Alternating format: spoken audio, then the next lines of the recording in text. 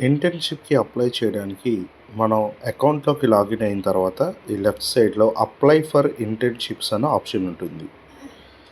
దీని మీద క్లిక్ చేస్తే మనకి ఇంటర్న్‌షిప్స్ రిలేటెడ్ అయిన పేజ్ ఓపెన్ అవుతుందన్నమాట. ఇందులో చాలా ఇంటర్న్‌షిప్ కంపెనీస్ మనకి కనిపిస్తూ ఉంటాయి. చూసారు కదా, నేను ఇవన్నీ ఒక్కొక్కటి స్క్రోల్ చేస్తూ ఉన్నాను. ఇవన్నీ ఇంటర్న్‌షిప్ కంపెనీసే. అయితే ఇందులో మనం ఏ కంపెనీకి అయితే ఇంటర్న్‌షిప్ అప్లై చేయాలనుకుంటున్నామో ఆ కంపెనీని మనం ఇప్పుడు సెలెక్ట్ చేసుకోవాలి. సో ఇప్పుడు మన కాలేజ్ నుండి మనం సెలెక్ట్ చేసుకుంటున్న ఇంటర్న్‌షిప్ కంపెనీ పేరు ఇప్పుడు నేను మీకు చూపిస్తాను. జాగ్రత్తగా చూడండి.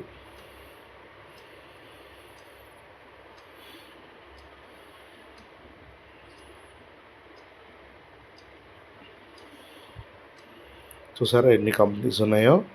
మన కంపెనీ నేమ్ కరెక్ట్గా చూసుకొని ఇంటర్న్‌షిప్‌కి అప్లై చేసుకోవాలి.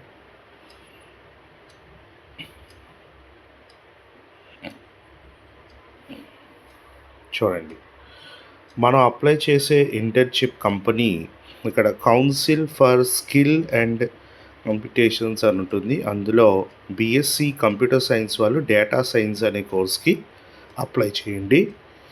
అదే బీకామ్ వాళ్ళు అయితే సేమ్ కంపెనీలో డిజిటల్ మార్కెటింగ్, బీకామ్ అయినా కెమిస్ట్రీ అయినా లైఫ్ సైన్స్ వాళ్ళు డిజిటల్ మార్కెటింగ్ అనే దాంట్లోకి వెళ్ళి ఆ పేజ్ ఓపెన్ చేసిన తర్వాత లాస్ట్లో స్క్రోల్ చేసుకుంటూ వెళ్ళి అప్లై నౌ అని క్లిక్ చేస్తే మనకి మీ లాగిన్లోనే ఇంటర్న్షిప్ లిస్ట్ అన్నది క్రియేట్ అవుతుందన్నమాట.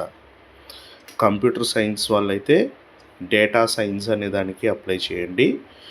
కెమిస్ట్రీ కానీ లైఫ్ సైన్స్ కానీ బీకామ్ వాళ్ళైతే డిజిటల్ మార్కెటింగ్ అనే దానికి అప్లై చేయండి.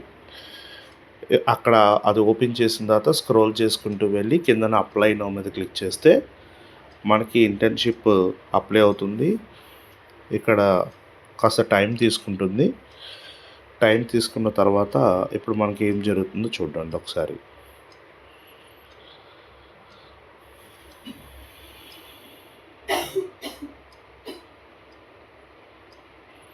చూడండి, ఇప్పుడు ఈ లెఫ్ట్ సైడ్లో అప్లైడ్ ఇంటర్న్షిప్స్ అని ఉంది కదా, అందులోకి వెళ్తే నేను డేటా సైన్స్ అనే కోర్స్కి అక్కడ సెలెక్ట్ చేశాను కాబట్టి అది అక్కడ వచ్చింది.